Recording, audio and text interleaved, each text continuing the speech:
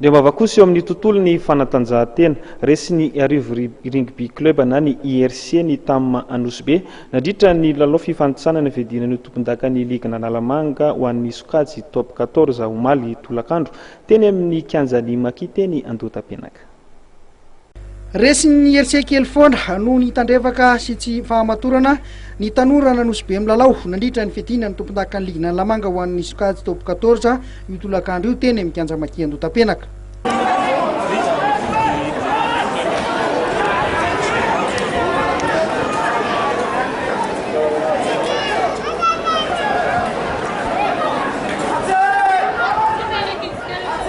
Niondrika nanoloanan'ny IRC tamin'ny isa tery de tery 7-4 ny TAM lalao tokana hoan'ny top 14 izay natao androany teny Andotapenaka. Tany am-boalohany dia nanana ny fahavonona rehetra ny andresy ny TAM ary mety ny lalaon'izy ireo ka niraradraraka ny baolina nentanana izay ny tokon'izy ireo 2-20.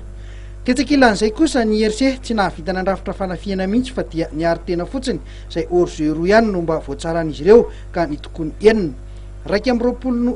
io ny isa teny amin'ny solaitra be nitarika ny TAM teo amin'ny fizaram-potoana voalohany.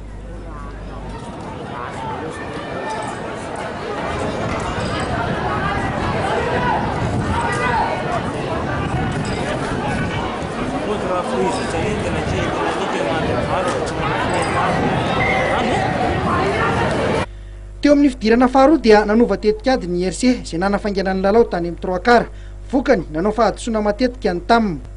Nahazo hors-jeu miisa 5 ny IRC izay voatsara andradadato avokoa ka vetivety foana dia sahala ny IRC ny isa izay teny amin'ny solaitra be 2-20 no 2-20.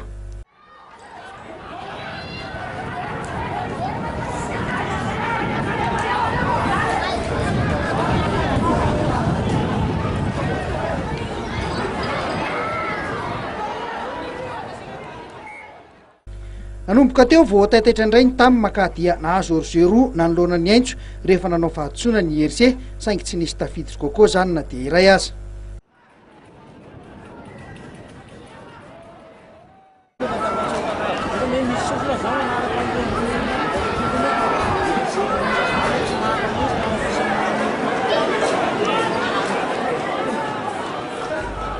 Taty amin'ny 10 minitra farany dia nanantena ny rehetra fa isaraka ady sahala ny rotota. Tsy izay nefa no nitranga fa dia nahatonga baolina nentanana ny IRC rehefa nanao fahadisoana abevava ny mpilalao ny mpiandry vodilaharana tao amin'ny faritry ny 20 metatra. 7-20 no 2-20 isa teny amin'ny solaitra be teo. 3 minitra farany mbola nanova zavatra satria mbola nahatonga baolina nentanana ihany koa ny TAM izay tokony nasahala ny isa ho 7-20 no 7-20 saingy tsy mbola voatsara ny kokoa indray izany ese izany ka dia nijanona ho 7-20 no 2-20 ny isa farany teny amin'ny solaitra be.